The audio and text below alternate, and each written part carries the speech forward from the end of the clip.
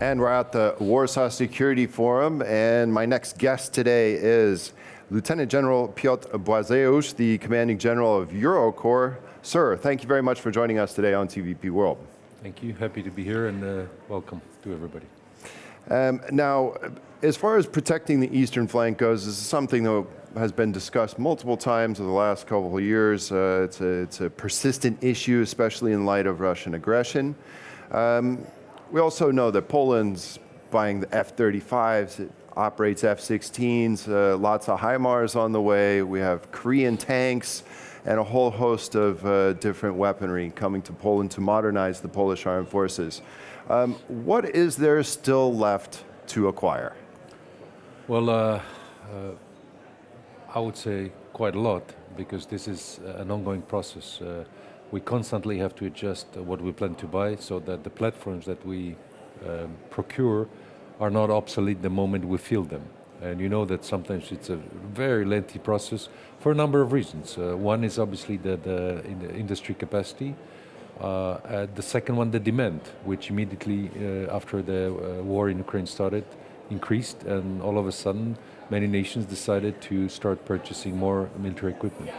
So speaking more about some generalities, definitely I'm a strong believer of the deterrence, and the main point of the deterrence is the forward presence. Strong forward presence, that's something that we started to build a few years ago with the EFP battle groups, first the battalion level, now the brigade level.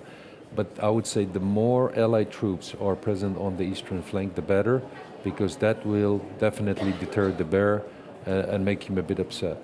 Along with this, a number of capabilities, and also the Allied decision on the air defense, the missile defense, but also on the electronic warfare, because we see that the Russians are also often jamming the GPS signals, which has a negative impact, for example, on their airliners. So I would say the deterrence is key, and we should be careful sometimes saying that the things that we apply, the assumptions that are normal during the war, are not always applicable in the deterrence, because in the deterrence the point is to make sure there is no war.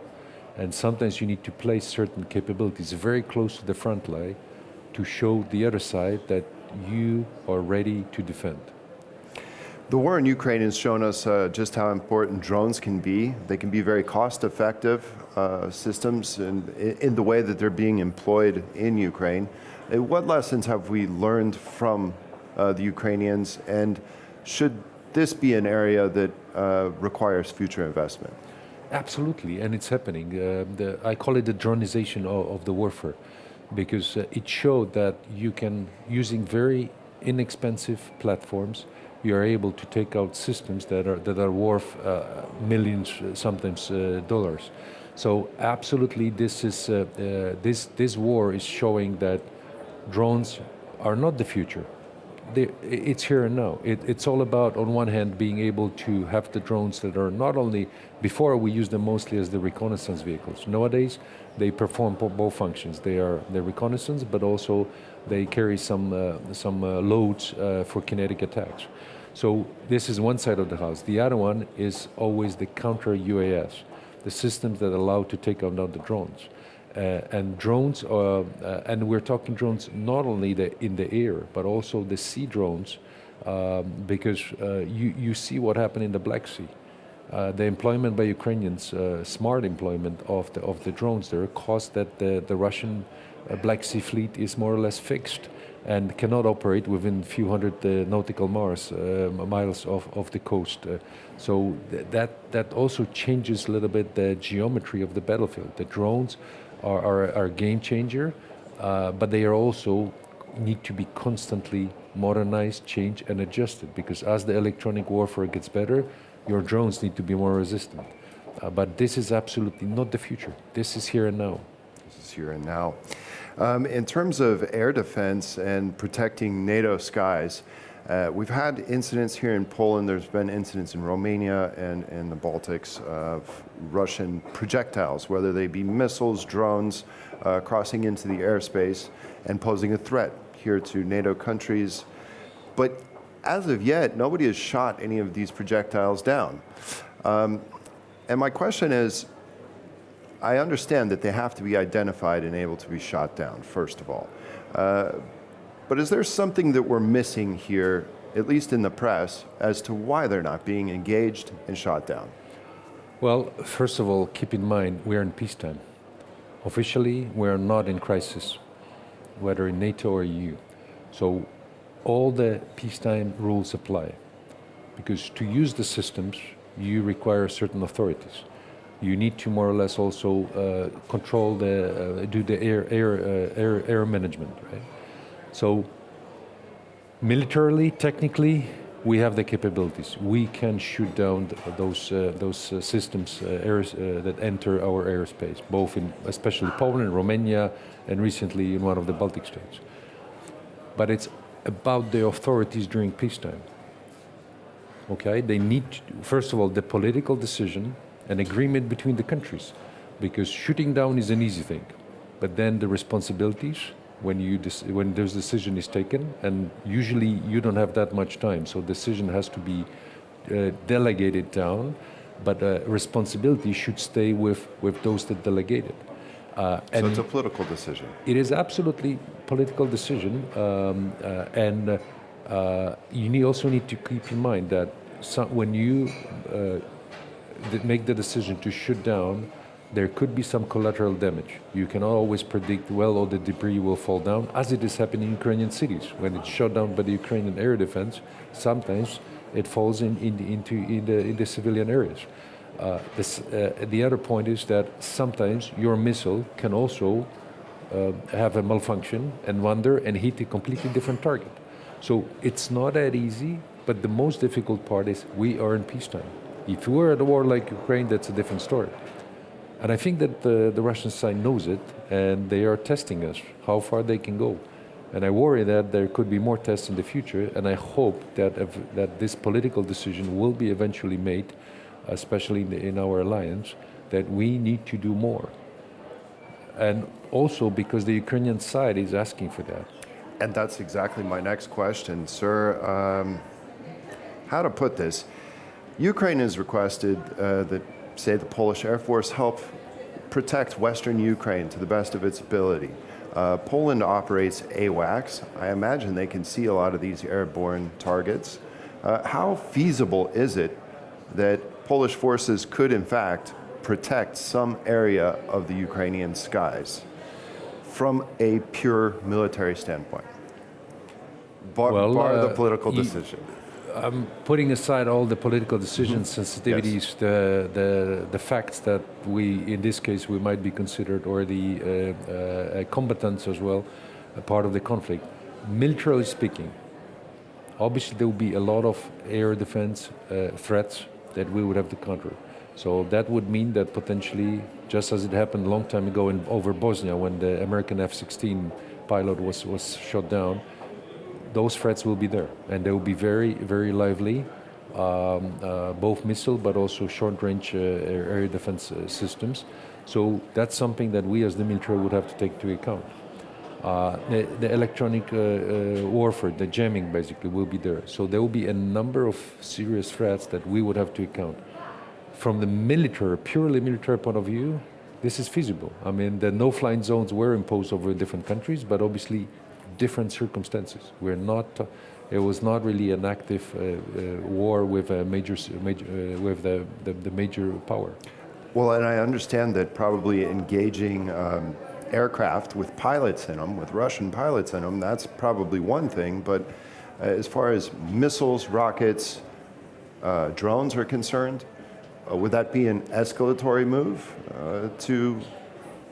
I would say we should avoid all this discussion about the escalatory moves, because the other side is playing this against us. Every time we start the discussion, the other side is immediately pointing, hey, it would be really escalatory. While the other side is the one that's escalating all the time. And and we are not doing anything about it. So I would say that it is a very difficult legally and politically decision to get engaged one way or the other directly in any type of conflict or war. We as the military, we plan and prepare for any potential scenarios, but again, we are under the civil military control, so we are not the ones deciding. Yes, I understand that. Now, is Russia, in your opinion, preparing for a direct conflict with NATO, or is this concept or this idea somewhat overblown? Well, if you look at the Washington Summit Declaration, which is an unclassified document, Russia is mentioned there many times, and 32 nations, the political leaders, the heads of state, have agreed that Russia is a more or less direct threat and a long-term one. So I think there is no doubt that the leaders believe that it will not get away. And I would say another thing. Because of that, Ukraine is probably just an appetizer for Russia. And if they are able to succeed, probably they will go for the main course, which will consist probably of 2 courses, and eventually end up also with a dessert and some good wine. So we definitely need to prepare for that and be ready. Deter Russia as much as possible. First, by supporting the Ukraine as much as possible in their fight for independence and their own decision to basically be part of the West.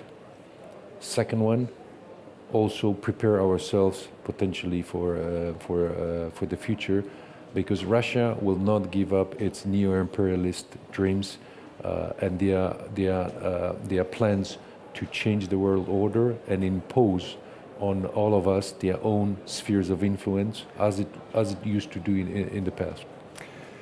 One final question, and this concerns the use of Western weapons, or the refusal by the West to allow Western weapons to be launched against long-range Russian targets inside of Russia.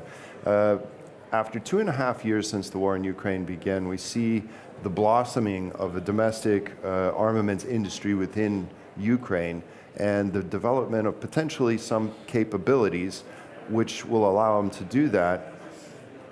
But the question I have is exactly how quick can these capabilities be put in, employed in a mass scale to where